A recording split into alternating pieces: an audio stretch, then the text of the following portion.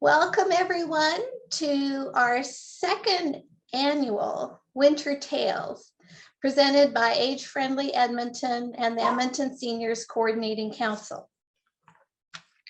We hope that everyone has grabbed a tea or a coffee and a quilt or whatever you need to make you comfortable, and please sit back and enjoy as we share with you 5 different tales of the season.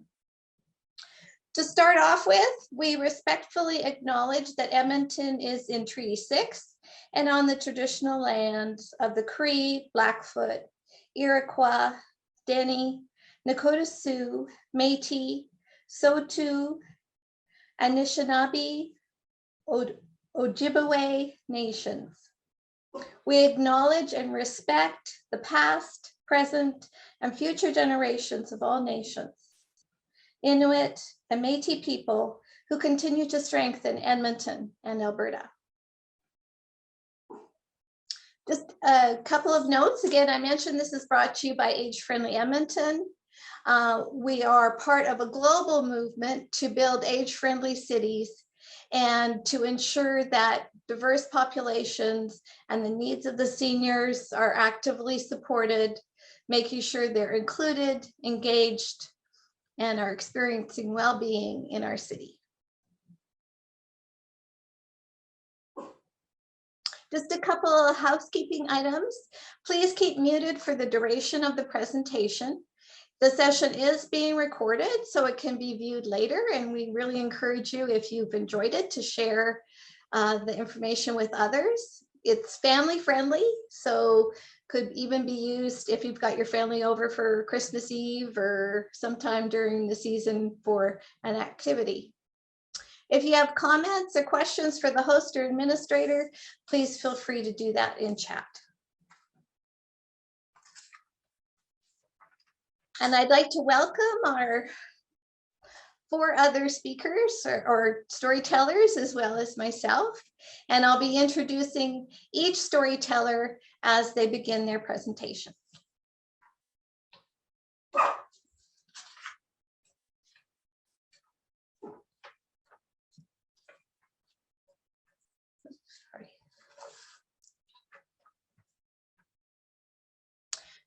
So our first storyteller today is Naomi McElwraith, and Naomi is a poet, an essayist, a teacher, a talker, a canoeist, a tree hugger, and a firelighter extraordinaire.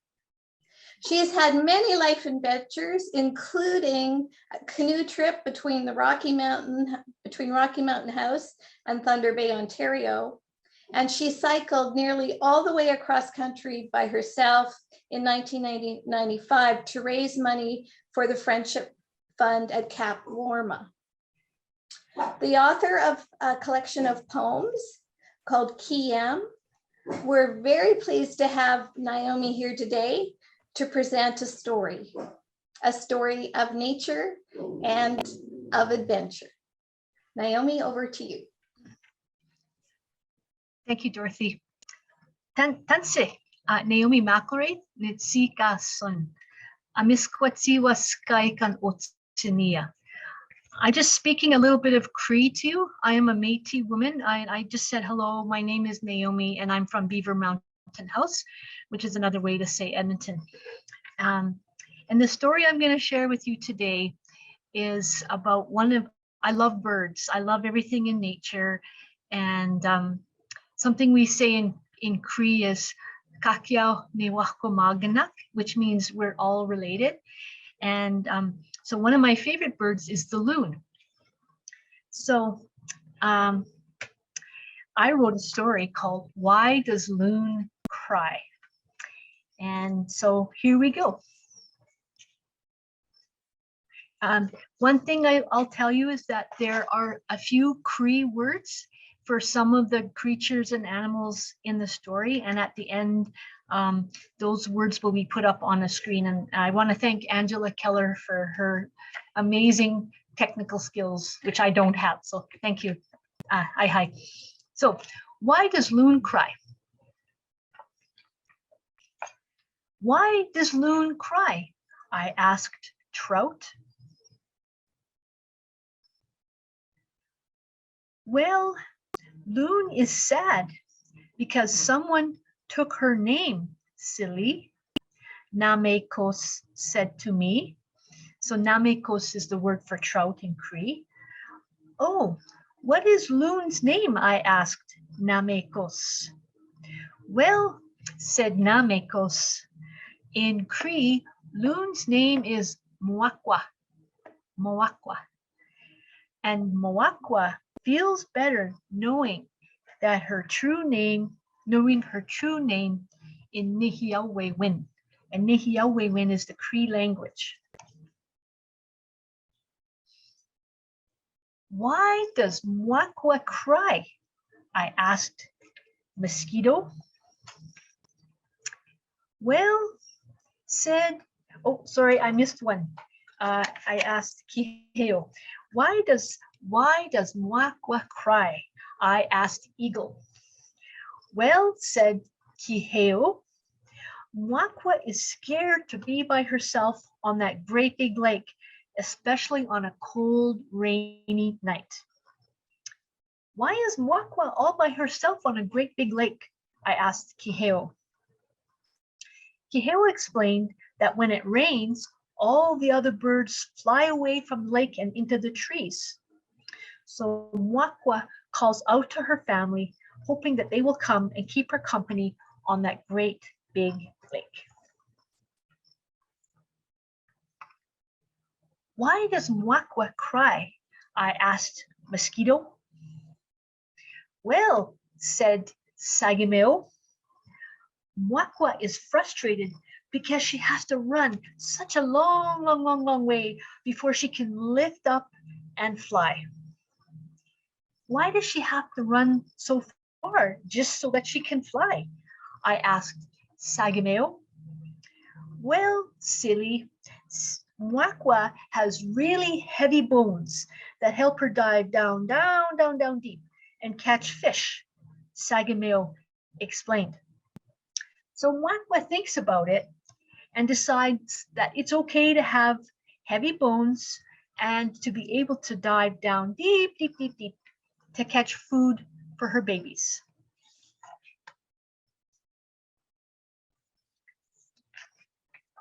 Why does Moakwa cry? I asked Coyote. Oyo! Said Mestatsakan. The gloomy shadows of the big spruce trees remind Moakwa of mysterious ghosts at night. I asked Mestatsakan why Moakwa goes out on the lake at nighttime. Mestatsakan said that Creator put Moakwa on the lake at night for a reason. So Moakwa gathers up her brave and tells her scared that it's time to go to sleep. Why does Moakwa cry? I asked Skunk. Well, silly, Moakwa is trying to look like me, but it's not looks that count. What counts the most is smells, said Sikak. Why do smells count more than looks? I asked Sikak. Well, said Sikak, when it comes to smells, nothing gets rid of an intruder faster than a great big stink. So Moakwa counted her many blessings for being able to dive down so very deep into the lake to get away from bothersome intruders and for not needing to make a big stink about anything. And so before that's the end of my story, but I just wanted to say a couple things before I leave. Kinanasko mitino Mr. Hekakiao. That means thank you all very much to Dorothy Lowry for first asking me, for Carolyn G, Angela Keller, Krista Mulberry, and all the wonderful people at the Edmonton Seniors Coordinating Council for inviting me to this very special occasion. And how we say Merry Christmas in Cree is Kawi Miu Manatu Ikisakao Kakiao. May you all have a Merry Christmas. Kinanas komitin na mamastahe Kakiao. Thank you so much, Naomi. That was wonderful. Okay, our next storyteller is a returning storyteller from last year. Debbie Waldman is an author of books for both children and adults. She was born and raised in central New York and moved to Edmonton in 1992 after marrying an Edmontonian who she had met while working as a newspaper reporter in Connecticut. Her articles, essays, and reviews have been published in the New York Times, Washington Post, Sports Illustrated, People, Parents, and many others. Please welcome storyteller Debbie Waldman. Thank you very much. So this is a story that actually is rooted in my days as a newspaper reporter in New Haven, Connecticut. The weirdest question I've ever been asked in a job interview is, what do Jews do on Christmas? It was 1984, and I was interviewing to be a lifestyles and entertainment reporter at the New Haven Register in New Haven, Connecticut, home of Yale University. I was so gobsmacked by the editor's question that I honestly didn't know how to answer. Was he joking? He didn't seem to be joking, but I'd only met him 10 minutes before. I almost blurted out something entirely inappropriate, but even in my agitated state, I knew that making a joke referencing anti-Semitic tropes was not a good idea. I told him the next thing that popped into my head. I said, "We eat Chinese food and go to the movies." This was not entirely true, or at least it wasn't true at the time, but I had gone to the movies on Christmas, and if my hometown in central New York had had a Chinese restaurant, my family and I probably would have eaten there on Christmas Day. I started my new job at the New Haven Register in early December. That year, I went to visit Mom for the holiday. She was retired and had left central New York for Cape Cod, where there were several Chinese restaurants. We had takeout from one on Christmas Eve and the other on Christmas Day.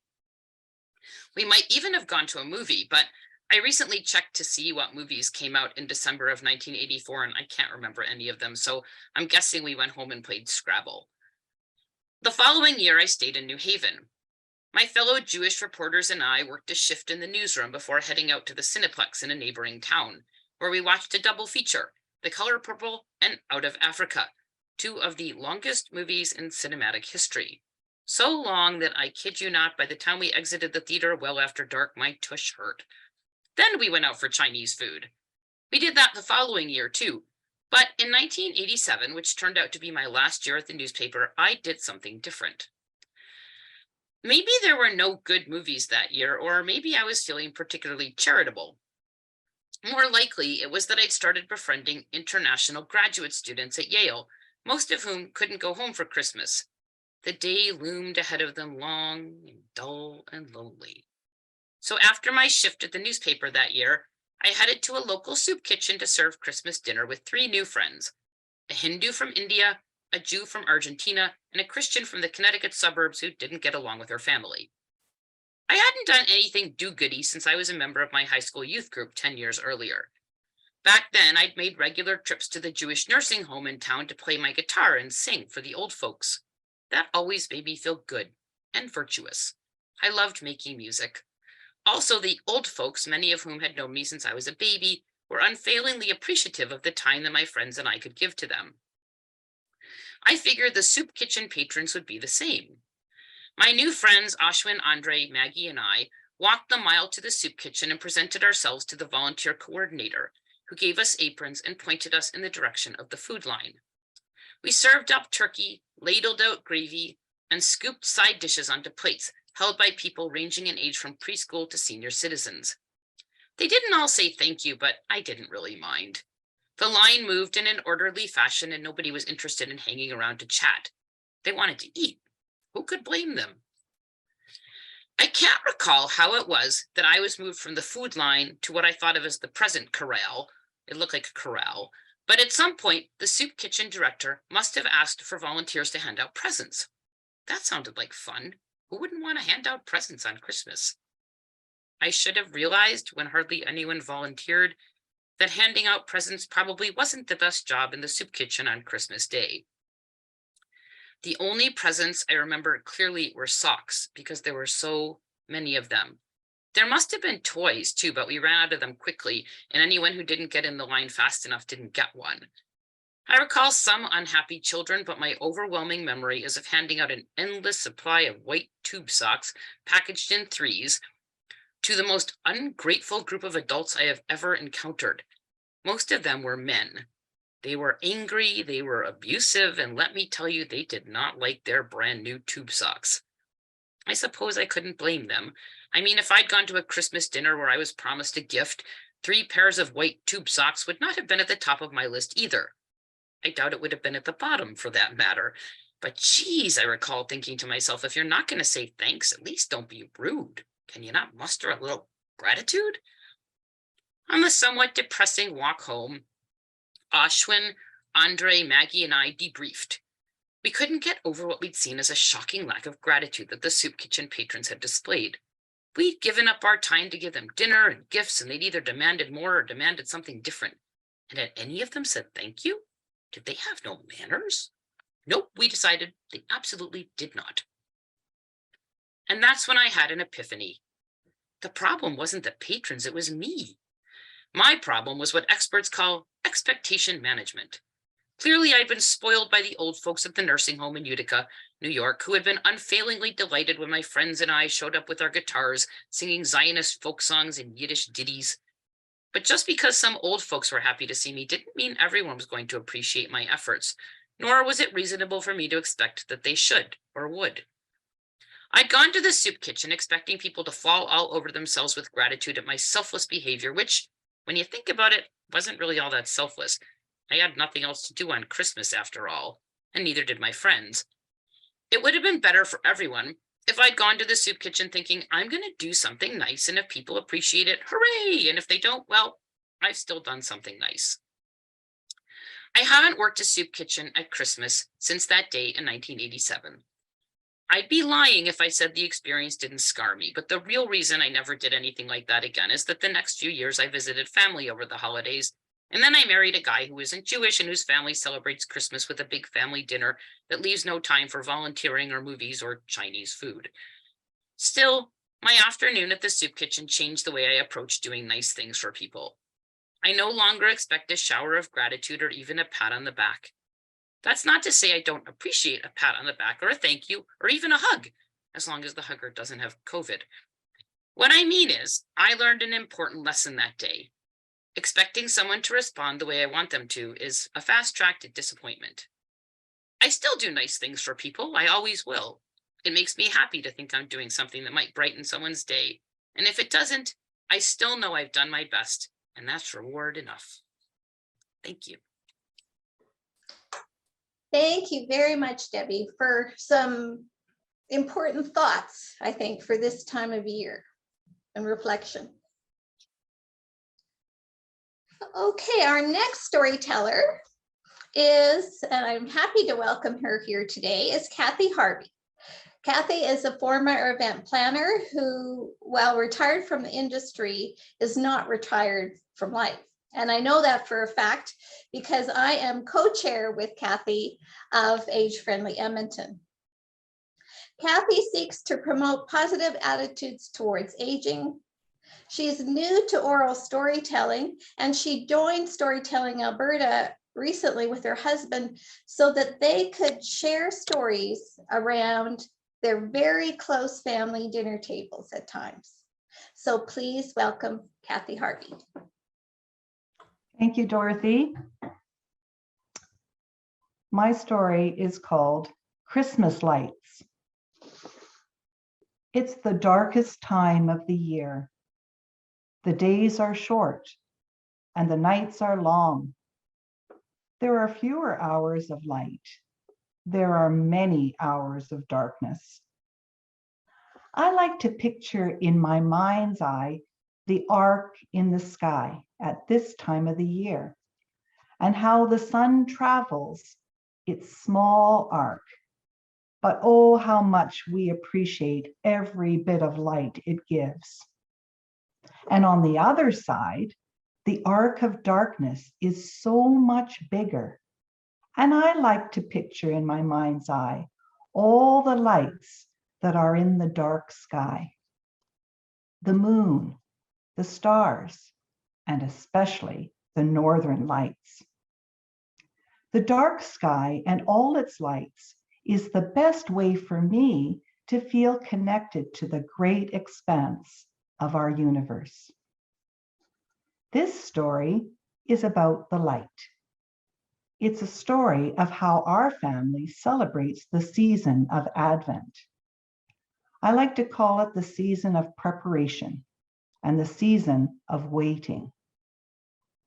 It's not easy to wait. It's not easy to wait for Christmas. It's especially not easy to wait for Christmas if you're a child. The season of Advent is part of the Christian tradition, and it takes place in the 4 weeks before Christmas Eve. Our family wholeheartedly embraced the beautiful tradition of the Advent wreath, and that helped us to wait. The Advent wreath has 4 candles that are placed in an evergreen wreath. Each candle marks 1,000 years that the children of Israel waited for the coming of the Messiah. For Christians, the baby Jesus is the one we are waiting for. But that's grown-up stuff.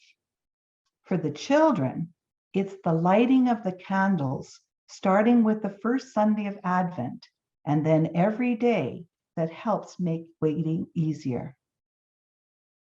Before bedtime, we would gather around the Advent wreath in our home. I would turn off all the lights. Woo. I would light the first purple candle on the Advent wreath, and we would sing as I lit the candle, marking the beginning of our prayer time. We sang, "O come, Emmanuel." We prayed for people we knew, and we prayed for people we didn't know. One candle in a dark room does not give off much light. We could hardly see each other. We drew in, getting closer to each other, getting closer to the light of the one purple candle. On the second Sunday of Advent, we started lighting 2 candles. We would sing, "O come, divine Messiah." We prayed for people we knew, and we prayed for people we didn't know. Now the 2 candles in a dark room give off more light. It was a relief to have more than 1 candle lit. Now we could see more. It was fun to see each other in candlelight. It felt cozy and warm to be together as a family. On the 3rd Sunday of Advent, it was extra special. Instead of a purple candle, we would light a pink candle. We called that candle Joy, and we sang "Joy to the World."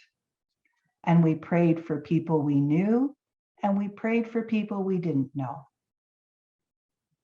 And oh, what a joyful time the 3rd week of Advent was.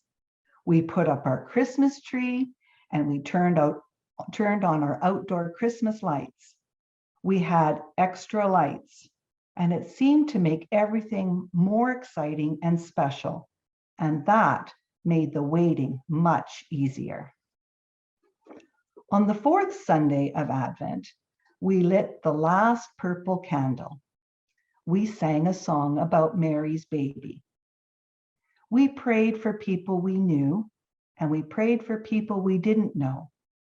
And we prayed for people for whom Christmas is a difficult time of the year.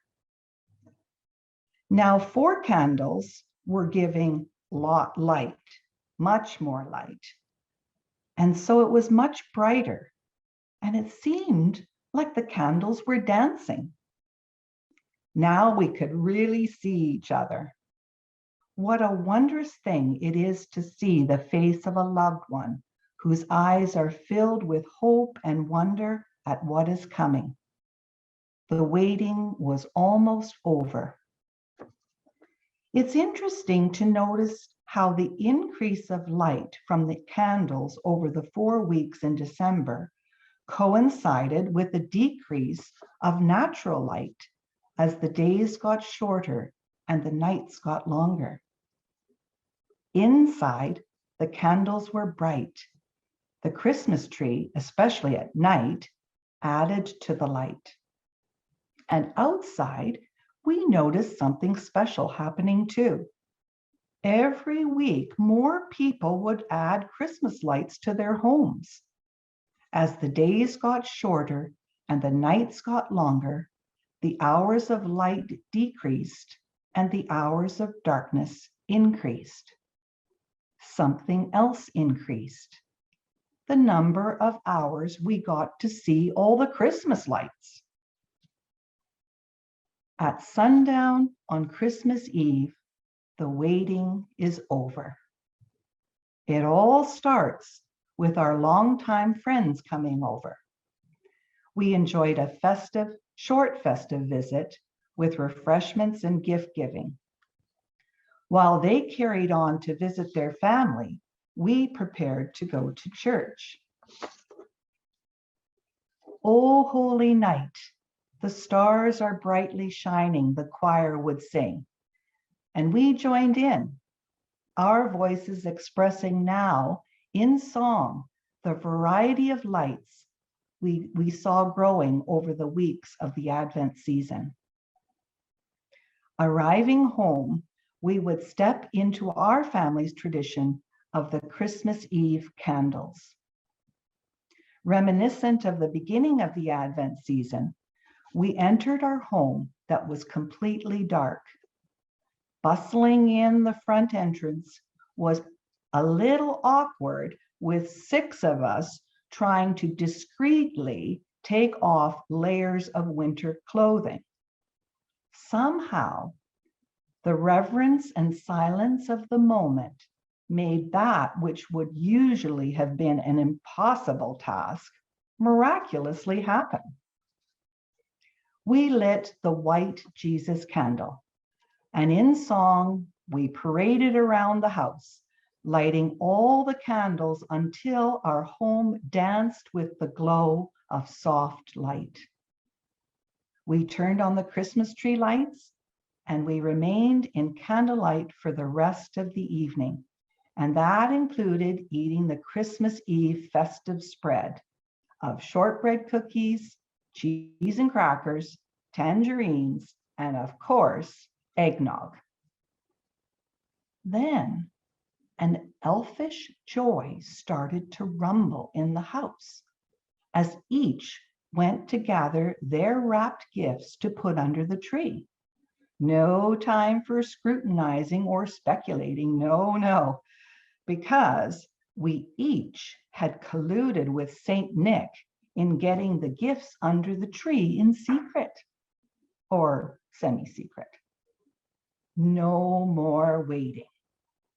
It had already begun with the wonderful promise it would surely continue in the morning. But the story is not over, because I must tell you of the one year that we did not go to church after our friends left on Christmas Eve. We waited. We waited until midnight to go to church. And when we walked home after midnight mass, what to our wondering eyes did appear in the sky, dancing, swaying with a glimpse of color? The best Christmas lights ever to be seen. It was the Northern Lights, silently joining in with their celestial light to welcome the newborn King. Thank you.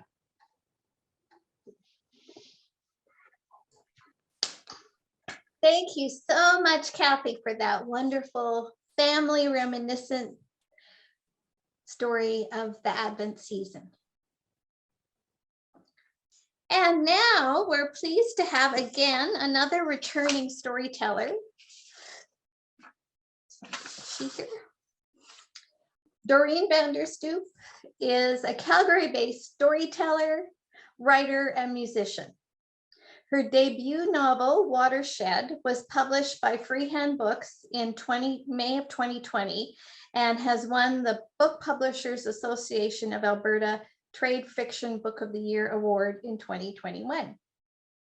She's a storyteller, a musician. She performs stories of all kinds at conferences, at festivals, schools, libraries, Jane's Walks, tell-arounds, story cafes, and more. And she's very supportive of a seniors legacy storytelling project. Please join me in welcoming Doreen.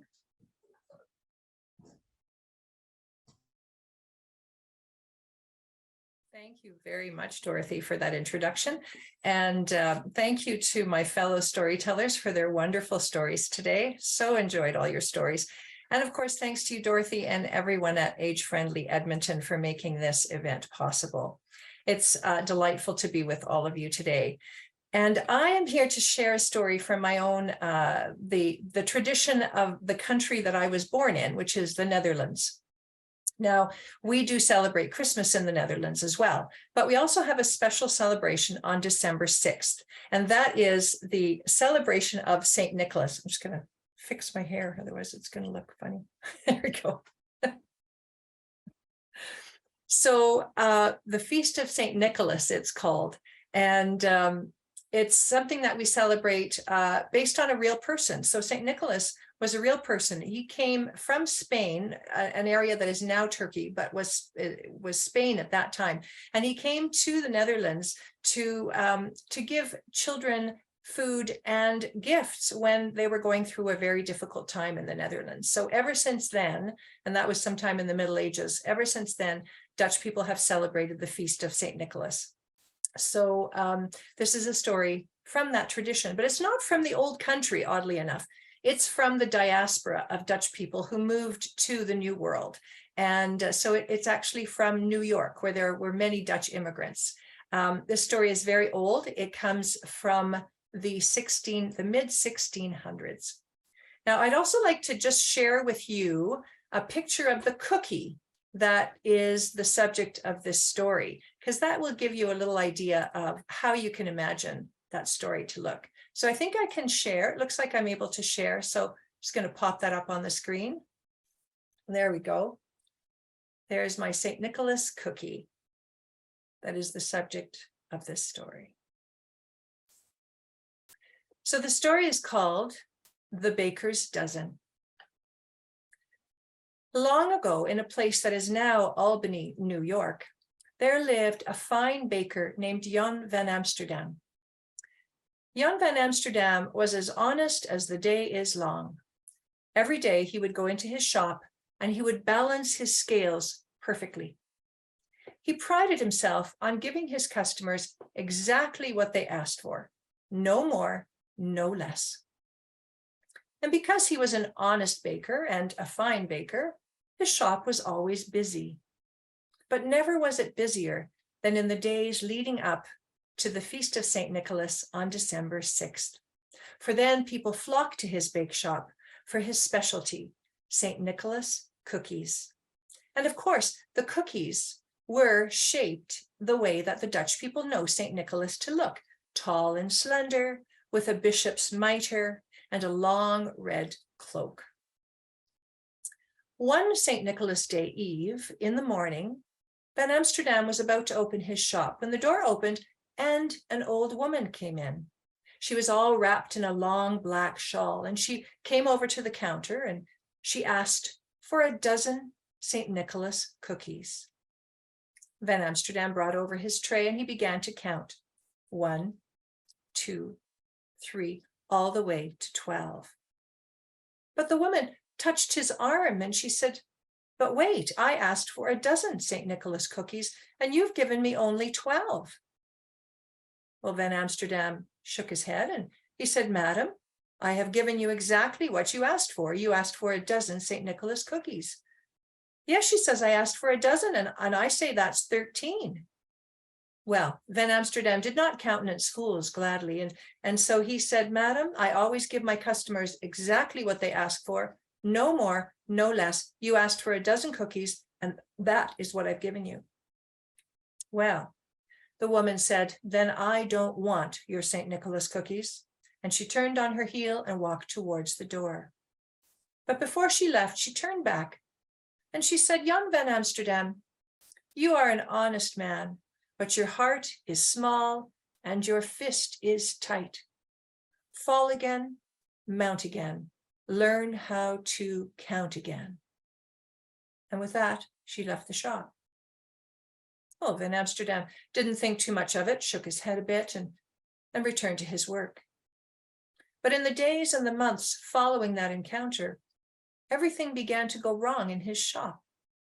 None of his goods turned out the way they always had. His cakes were too chewy. His bread would fall in, it didn't rise. The cookies would always burn. And the pies, they were too sour. Well, he began to lose customers over time.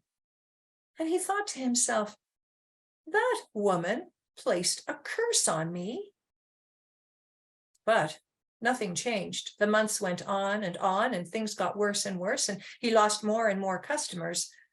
Finally, it was another St. Nicholas Day Eve, and he made all of his normal goods subpar as they were. But not one customer came to his shop that day.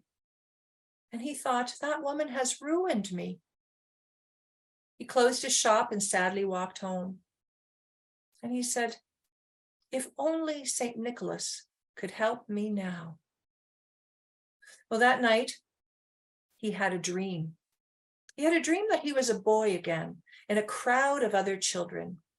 And in the center of that crowd was St. Nicholas himself. And beside him was his beautiful white steed. Slung over the horse's back were 2 baskets. And in each of the baskets, there were presents for the children. And they were being handed out to all the children in the crowd. And as Van Amsterdam watched, he noticed something peculiar. He saw that every time St. Nicholas pulled a present out of the basket, it refilled. In fact, the more presents St. Nicholas pulled out of that basket, the fuller it seemed to be. Soon it was Van Amsterdam's turn to receive a gift.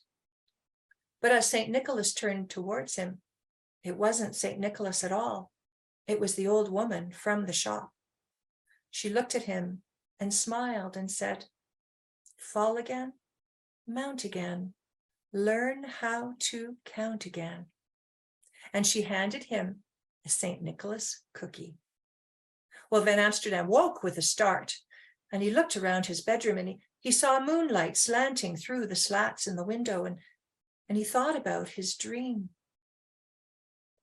And he thought, I always give my customers exactly what they ask for, no more, no less. But what if I gave a little bit more? Well, that morning he went to his shop and he baked all his goods as usual, and they turned out as well as they ever had. He put all of them out on the shelves and was just about to open his shop when the old woman came in. And she made her way to the counter and she said, I would like a dozen of your St. Nicholas cookies, please.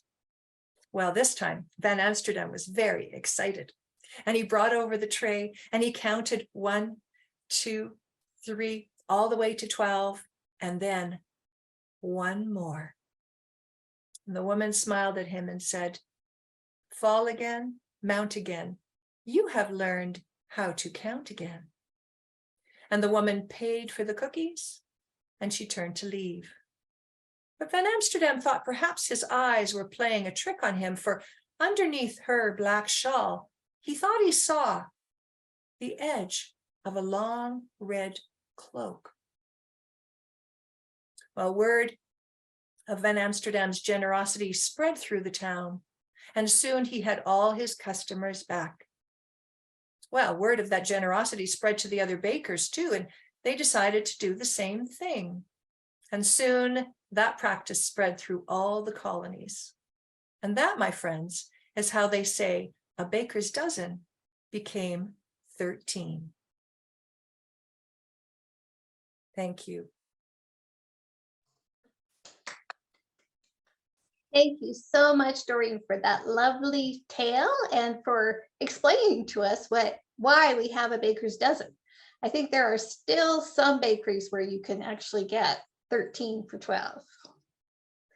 So I am the last storyteller, and Doreen has kindly offered to introduce me. So over to you, Doreen. Thank you, Dorothy. It is my pleasure. Oh, yeah, it's my pleasure to introduce my friend Dorothy today, who has organized this lovely event. So Dorothy is blessed with an inheritance of the love of words in story, poetry, and music. In the new chapter of her life that has given her back the gift of time, she enjoys reflecting on life and the world through learning and practicing the art of storytelling. Dorothy is co-chair of Age Friendly Edmonton and a member of Storytelling Alberta. Take it away, Dorothy. Okay, thank you very much. So my story is a story about serendipity, maybe. It's called A Christmas Wish for Constable Ed. Margaret, normally the first person to arrive for anything, was going to be late. Punctuality had been drilled into Margaret during her training as a nurse in the early 1960s. And yet today, here at age 80, she was dismayed to think that she was going to be late for this sad occasion, for the funeral of her very best friend, Debbie, who she'd met while training to be a nurse. Margaret had arrived at St. Barnabas Pimlico Church early. Finding the door locked though, and no sign, she thought, oh, and pulling the funeral announcement out of her purse, she realized her error. She needed St. Barnabas High Street, not St. Barnabas Pimlico. And with 40 minutes left before the funeral was due to start, she had no idea, having not lived in London for a while, which direction to go and if she was going to make it on time. Now, never one to give up, Margaret started to walk back to Vauxhall Bridge Road, where she had left her bus. She knew that on Vauxhall Bridge Road, there was a hospital, Gordon Hospital, and perhaps that was the best place where she could find a taxi. Arriving at the hospital, she was dismayed, not a taxi in sight. And that's when she saw him. A tall, slim constable talking to a man with a bicycle. Now, Constable Ed was at the end of his shift and he was tired. He'd spent the whole day again dealing with problems around the growing number of homeless people in London, the number that had just escalated due to COVID and the current economic condition. The man who he is helping out had caused an altercation with the emergency center staff. And well, Constable Ed had calmed everyone down and found out that the man really just needed sleep and food. So giving him the name and address of a local mission where he knew he could get help, Constable Ed was just turning to return to his patrol car when he heard her. Excuse me, young man," Margaret called out. Constable Ed turned, and what he saw was an immaculately dressed elderly woman with a black hat, black coat, black gloves, and a black purse. A woman so out of place in this area that he walked towards her, mostly concerned for her safety. "What can I do for you, ma'am?" he asked. "Oh," said Margaret, I need to get to my friend Debbie's funeral and I've made a huge mistake. I went to St. Barnabas Pimlico. I need to be at St. Barnabas High Street. Can you help me? I need to be there in 40 minutes. Constable Ed shook his head. Well, ma'am, he said, you're a good 45 to 50 minutes away from that church. And he said, with traffic, he said, even when we get you in a taxi, he says, I'm not sure you're going to make it. Oh, sighed Margaret. Debbie was my best friend, and I'm so afraid that none of our other friends are going to make it there. And she looked over at his patrol car. I don't suppose, she asked. Now, Constable Ed was one to go by the book. So normally he would have said no, but there was something about this woman. There was a sense of youthfulness that emanated from her, and he really fell for her. So he held out his arm. Well, ma'am, he said, I'm at the end of my shift, so this is your lucky day. So that is how Margaret ended up in the back of a patrol car as Constable Ed wove through traffic, very busy traffic in London. So looking back at her in his rearview mirror, he said to her, so he said, how did you know Debbie? So Margaret told their story. Margaret and Debbie had been together at nursing school in London in the early 1960s. And though they worked really hard, they also, well, they had a good time going to dances, parties, and we even, boasted Margaret, got tickets to see the Beatles, their debut concert in 1963 at Granada Theatre. Now, as she spoke, Constable Ed was glancing back at her now and then in the back seat, and he noticed a strange thing happening. It seemed like Margaret, as she told her story, was transforming. And instead of looking at an 80-year-old woman, he was looking at a 20-something-year-old girl. Well, the kind of girl he'd rather like to meet. Now, not all of Margaret's story was happy, though. Margaret had married and found a man she loved very much, but they were unable to have children. So Debbie's son, Max, her godson, was very close to her. And so in 1982, when Max was killed in the Falklands War, in the taking of Darwin Hill, Margaret was just as devastated as Debbie. And then in the early 1990s, Margaret's husband died of cancer. And mostly due to financial reasons, she moved to Bristol to live with her sister. But she and Debbie spoke almost every day on the phone, and for their 65th birthdays, well, they managed a weekend trip to Paris. But then in 2019, Debbie started the downward slope of Alzheimer's. Margaret would see her once more because of COVID, and as Margaret said, she didn't even know me. Now, with 10 minutes left before the funeral was to start, Constable Ed made a decision.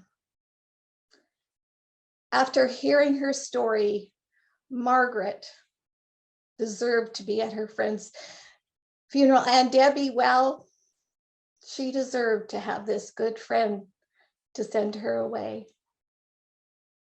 And so he looked back at Margaret and said, are you game for some excitement, Margaret? And with the siren ringing and Constable Ed's wonderful driving skills, they arrived at St. Barnabas High Street 2 minutes before the funeral was due to start. Now, as Constable Ed helped Margaret out of the car, he again was looking down at this wonderful 80-year-old woman. And while Margaret, she looked up at him and she took both her hands in hers and she said, Constable Ed, you are a good man. And you know, God sees you and he'll make sure that she comes into your life yet. And with a smile and a wave, Margaret entered the church. Now, Constable Ed thought it was really quite curious what Margaret had said to him, for, you know, he hadn't told her anything of his life. And yes, he was lonely and he was having a heck of a time trying to find the right woman to share his life. And so it was on Christmas Eve. As Constable Ed made his way up the street to meet his buddies at the pub for, well, a pint or two, he passed the old theater and he saw the sign. "Tonight only," it exclaimed. "The Beatles Impressionist Band." And on a whim, he bought a ticket. Now, entering the theater, he was very disappointed to see that all the seats had been taken out. And instead, there was a small dance floor up against the stage and tables all around. And well, the tables were mostly filled with senior citizens. But as he turned to go, he noticed her. A young woman sitting on her own at a table towards the back. And as she turned her head, he thought that there was something about her that seemed strangely familiar. So although he was normally a shy man, he walked over. "Excuse me," he said. "Excuse me, are you on your own? Would it be okay? Would it be okay if I joined you?" The young woman hesitated slightly, and then she looked at him with a smile and she said, "Yes," she said, "you can join me." She says, "My friends didn't want to come. They think that I'm strange to want to be here tonight." But she said, her eyes shone in the dark, "I think it would have been absolutely wonderful to have been young in the 1960s. And as he pulled out the chair and sat down, Constable Ed said, "I agree. My name's Edward," he said. "Friends call me Ed." And as she placed her cool, soft hand in his, "Debbie," she said, "my name is Debbie." Thank you. And I need to thank a friend of mine, Margaret from England, who gave me the idea for this story when she was late for a funeral and asked a constable who then helped her out. So that was the basis. The rest of it is all my fiction. So we've come to the end of our session today, and I'd like to thank all of our storytellers again: Naomi, Debbie, Kathy, Doreen, and I'd also like to thank Age Friendly Edmonton and the Seniors Coordinating Council for again giving us this wonderful opportunity.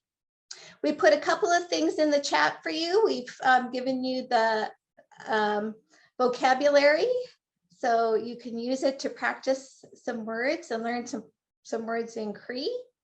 And we hope you enjoyed our session again today. We're happy to have your feedback. If you have questions or any feedback, you can either send them by the email, or everyone who attended today will be receiving a short survey. So again, we wish you the best of the season, a happy and safe holiday, and may you spend wonderful storytelling time with your family and friends. Thank you. Oh, our next, sorry, I missed something. Our next Age Friendly is actually on Wednesday, January 18th. And on a more serious note, it will be on financial literacy. So thank you very much. And the recording will be up in a day or so up on the Seniors Coordinating Council site. Thank you very much. Bye, everyone.